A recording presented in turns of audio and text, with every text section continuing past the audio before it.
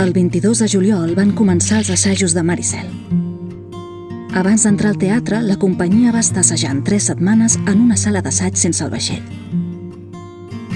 Els assajos es dividien en 3 seccions: cant, interpretació i entrenament físic. Els entrenaments intento que siguin molt dinàmics, són exercicis que provenen de la gimnàstica esportiva i el que fem és, a part fer estiraments, escalfaments i tot això, els hi faig treballar molt la simetria del cos i són un treball molt anaeròbic, vol dir que no és de resistència, sinó que és un treball més explosiu.